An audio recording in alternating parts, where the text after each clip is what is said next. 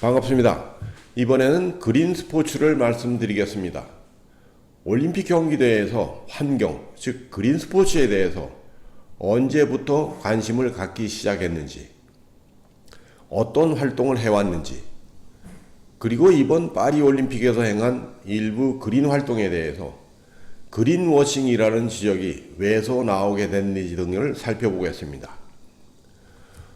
올림픽 경기대회가 환경을 파괴한다는 주장은 이미 오래전부터 있었습니다. 1924년 프랑스 샤모니에서 개최된 제1회 동계올림픽은 경기장을 건설하면서 환경을 심각하게 파괴했다고 비난받기도 했습니다. 하지만 올림픽을 개최하기 위해서 환경 파괴는 불가피하다고 주장되기도 했습니다. 개발론자들은 올림픽과 같은 메가 스포츠 이벤트를 통해 평화와 화합, 우정 등 긍정적 편익을 얻을 수 있으므로 어느 정도의 환경 파괴와 오염이 불가피하다고 주장합니다. 반면에 환경보호론자들은 올림픽과 같은 메가 스포츠 이벤트가 환경 파괴와 오염을 가속화시킨다고 반발했습니다. 그 후에 무조건 개발하거나 보존만을 강조하기보다는 두 가지 목표가 조화를 이루는 그린 스포츠가 필요하다고 인식하기에 이르렀습니다. 이러한 인식을 바탕으로 올림픽에서도 환경 보존과 보호를 위한 조치들이 논의되기 시작했습니다. 아마도 그린 스포츠에 대한 논의는 1992년 브라질 리우에서 열린 지구 정상회의에서 처음으로 채택된 올림픽 무브먼트의 아젠다 21에서 찾을 수 있습니다. 아젠다 21은 지속 가능한 발전을 위해 IOC 회원국들이 환경 보호와 보존을 위해 적극적으로 대처하자는 것이었습니다. 그린 스포츠에 대한 개념이 명확하지는 않습니다. 하지만 그린 스포츠는 모든 스포츠 활동에서 환경 보호와 보존을 동시에 고려하자는 겁니다.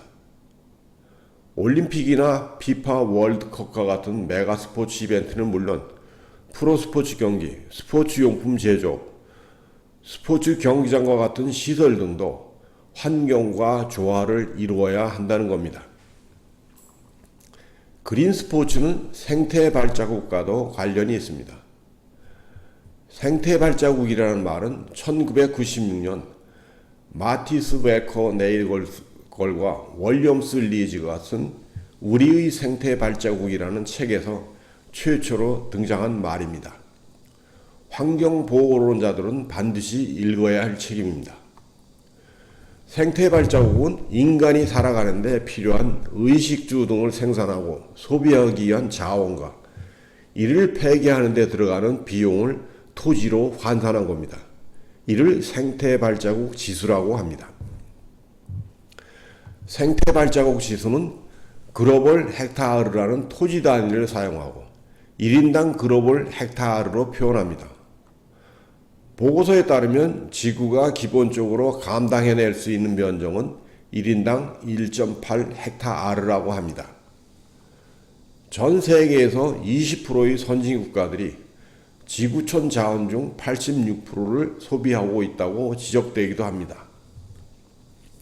참고로 2008년도 우리나라 생태 발자국 지수는 4.6 헥타르로 세계에서 29위를 차지한 것으로 조사됐습니다.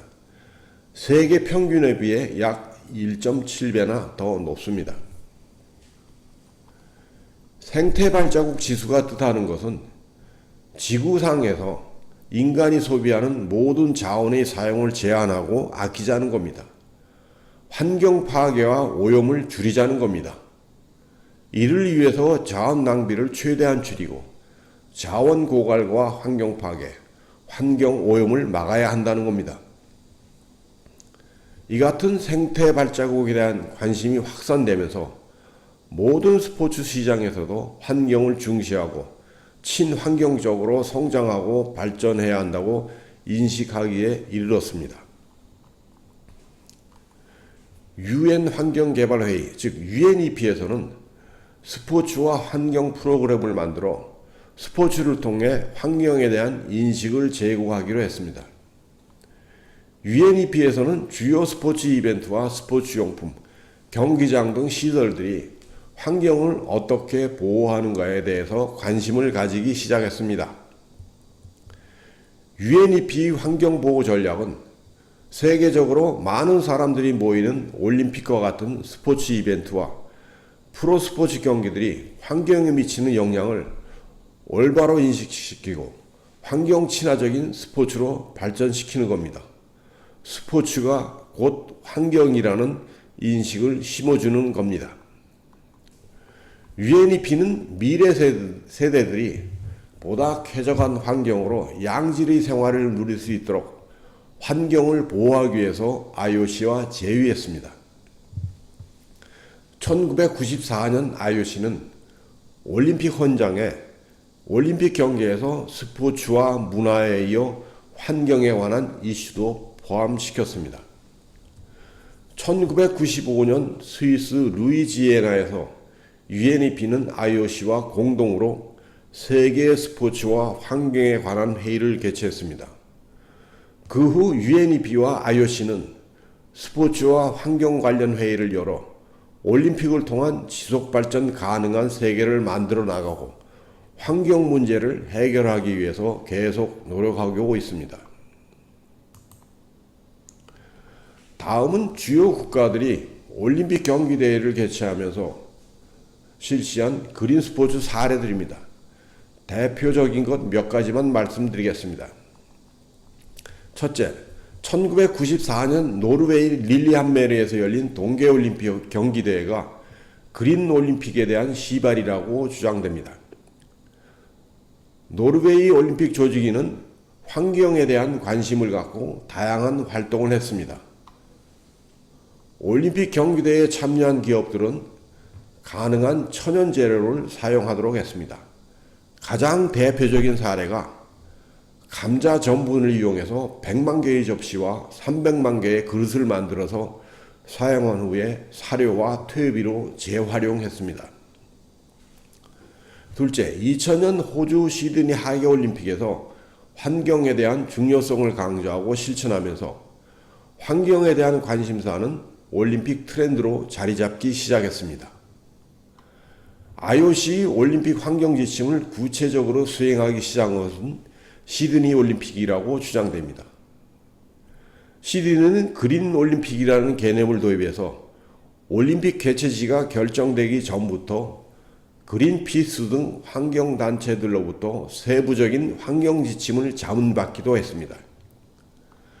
시드니 올림픽 선수촌은 지구온난화, 오존층 파괴, 환경오염, 자원 고갈 문제 등을 고려해서 건설했고 가로등, 온수, 에어컨 등은 태양열을 이용했습니다. 부엌이나 욕실에서 사용된 물은 다시 정원이나 세차용으로 사용되도록 했습니다. 셋째, 2008년 올림픽을 개최한 북경은 환경보호와 지속 가능한 발전을 위해서 다양한 계획을 마련했습니다. 당시만 하더라도 북경의 대기오염은 야외 활동을 하는 사람들이 기도를 자극하는 등 호흡기에 피해를 입힐 정도로 세계에서 가장 심각한 도시 중 하나로 악명이 높았습니다. 이러한 환경은 올림픽에 참가한 선수들의 건강을 위협할 수도 있었습니다. 북경은 올림픽을 개최하면서 연중 230일은 파란 하늘을 볼 수 있을 정도로 대기의 질을 개선시키기로 했습니다. 이를 위해서 북경 시내에 있고 종업원이 약 12만 명이나 되고 석탄을 주로 사용해서 철강을 생산하는 수강철강공사를 교외로 이전시키기도 했습니다. 올림픽이 열리는 동안만이라도 대기 오염 문제를 해결하기 위해서 석탄 보일러를 대체하고 친환경 버스를 도입하고 승용차 10부제를 운영하기도 했습니다. 그 결과 북경은 대기 질이 향상되었고 연중 234일을 파란 하늘을 볼 수 있게 되기도 했습니다. 넷째, 2016년 브라질 리우 올림픽은 개막식 퍼포먼스에서 무분별한 생태계를 파괴를 경고하고 지구 온난화로 인한 기후 변화와 해수면 상승 등을 지적하고 앞으로 직면할 환경 위기를 나타내기도 했습니다. 개막식에서 입장하는 선수단에 전달된 작은 씨앗이 경기장 중앙에 위치한 미러타워에 담겨서 녹색 오륜비 나무로 변하는 퍼포먼스를 하기도 했습니다. 실제로 개막식에서 사용된 묘목과 씨앗들은 리우 올림픽이 끝난 후 올림픽 숲을 조성하여 리우 올림픽의 유산으로 남길 예정이라고 합니다. 또 금메달을 제작할 때 각종 암을 유발하는 순을 전혀 사용하지 않았으며 메달들은 재활용 소재를 30% 정도 사용해서 제작했습니다. 그동안 메달을 수여할 때 같이 주던 꽃다발을 주는 대신 리우 올림픽 로고가 새겨진 나무 조각품을 제공하기도 했습니다. 다섯째, 2020년 도쿄올림픽은 지속 발전 가능한 세상을 위해 자원 재활용에 중점을 두었습니다. 학교와 시민, 기업들이 기부한 폐플라스틱 24만 5천 톤으로 플라스틱 시상대를 만들어 사용했습니다. 또 전국에서 폐기된 휴대폰 등 소형 전자제품들을 모아 올림픽 메달을 제작하는 데 사용했습니다. 한때 웃음거리가 되기도 했던 골판지 침대는 뼈대와 모든 연결 부위를 종이로 만들었는데 약 200kg의 하중을 버틸 수 있겠습니다. 매트리스는 폴리에틸렌 섬유로 만들어 재활용할 수 있겠습니다. 또 1964년 도쿄올림픽에서 사용됐던 경기장과 시설을 재활용했습니다. 모두 42개의 경기장 중에서 24개, 약 60%는 재활용했고 10개는 임시 경기장을 만들어 사용했고 8개 경기장만 신축했습니다. 이처럼 기존의 시설을 최대한 활용해서 시설을 건설하고 철거하는 데 발생하는 쓰레기와 에너지 낭비를 줄이고 비용 또한 절감할 수 있었습니다. 여섯째, 파리는 2024년 올림픽을 개최하면서 탄소 배출량을 과거 올림픽 경기대회들이 절반 수준으로 줄이기로 했습니다. 과거에는 하계올림픽을 개최하면서 평균 350만 톤의 탄소 배출량을 발생시켰는데 이번 파리올림픽에서는 175만 톤만 배출하겠다는 겁니다. 새로운 경기장을 건설하지 않고 실내 냉방을 최소화하며 재생에너지를 사용하기로 하는 등 구체적인 실행 방안을 제시했습니다. 실제로 올림픽 경기장의 95%는 기존의 경기장이나 임시 경기장을 사용하기로 하고 나머지 5%는 저탄소 건축 방법으로 건설됐습니다. 새로 건설한 건축물은 올림픽이 끝나면 주거시설로 사용됩니다. 파리올림픽 조직위는 베르사유 궁전을 활용해서 승마와 근대 오전 경기를 하기도 했습니다. 또 탄소 배출량을 줄이기 위해 식물성 재료를 2배로 확대하고 육식보다는 채식 중심의 식단을 제공했습니다. 식사 중에 사용되는 일회용 플라스틱도 50% 감축하기로 했습니다. 모든 경기장은 대중교통으로 접근이 가능하게 하고 자전거 도로를 대폭 확충했습니다. 이제 올림픽 경기대회와 환경 문제는 대립 관계가 아니라 공생 관계로 발전하고 있습니다. 올림픽 경기대회는 환경과 스포츠 문화 간의 공동 발전을 가능케 합니다. 이는 올림픽 경기대회가 경제 사회적 편익뿐만 아니라 생태계의 편익을 추구한다는 의미이기도 합니다. 올림픽 경기대회는 자연환경과 보다 조화로운 가운데 상호 협력하면서 균형된 발전을 추구하고 있습니다. 하지만 올림픽 조직위원회에서 아무리 탄소 배출량을 줄여도 올림픽과 같은 메가 스포츠 이벤트는 수천만 명의 관람객이 모이므로 탄소 배출량이 많아질 수밖에 없습니다.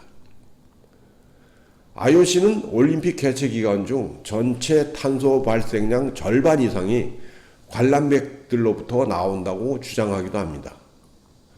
환경단체들은 이번 파리올림픽에서 200여 개 국가에서 온 만여 명의 선수와 6만 명의 자원봉사자와 미디어 관계자, 수백만 명의 관람객들이 직간접적으로 배출하는 탄소 배출량을 감안할 때 절반으로 줄이기는 어렵다고 지적하기도 했습니다. 그럼에도 불구하고 파리는 올림픽을 개최하면서 그린 스포츠를 지나치게 강조하고 무리하게 실천하다가 그린워싱이라는 지적을 받기도 했습니다. 그 이유를 몇 가지 말씀드리겠습니다. 첫째, 2024년 파리올림픽에 공식 파트너로 참여하는 기업들도 도마 위에 올랐습니다. 도요타 자동차는 전 세계에서 가장 많은 자동차를 판매하고 미국에서 청정대기법을 위반한 혐의로 1억 8천만 달러의 벌금을 물었습니다. 또 반도체와 스마트폰을 제조하는 과정에서 엄청난 전력을 사용하는 삼성전자는 신기후연구소와 카본 마치 워켓에 의해 그린워싱 기업으로 선정되기도 했습니다. 또 코카콜라는 건강에 해로운 탄산음료로 최대의 플라스틱 생산업체입니다. 이러한 기업들이 아무런 제약 없이 올림픽 파트너로 참여하고 있어 일부 환경론자들은 친환경 이미지를 세탁하려고 한다고 지적하기도 합니다. 또 캐나다 선수단 의류를 후원하는 기업은 온실가스 감축과 성과를 과장했다가 소비자를 기만했다는 혐의로 캐나다와 프랑스 당국으로부터 조사를 받고 있습니다. 올림픽을 후원하는 이러한 기업들은 그린워싱에 한몫하고 있다고 지적받기도 했습니다. 둘째, 파리올림픽 주최 측에서 직접 환경 파괴를 일으켰다고 지적되기도 합니다. 서핑은 2020년 도쿄올림픽부터 정식 종목으로 채택됐습니다. 하지만 양질의 파도와 이상적인 기상 조건을 갖춘 서핑 경기장을 구하기가 쉽지 않았습니다. 결국 파리에서 16,000km나 떨어진 프랑스령인 폴리네시아 타히티에서 개최하기로 했습니다. 타히티는 수중 환경이 좋고 자연 암초와 변화무쌍한 파도로 전 세계 서퍼들이 좋아하는 곳입니다. 타히티에서 서핑 경기를 심사하는 타워를 설치하는 과정에서 산호초를 훼손시키기도 했습니다. 환경단체들이 산호초를 훼손하는 영상을 인터넷에 올렸고 25만 명 이상이 타워 설치에 반대하는 온라인 청원에 나서기도 했습니다.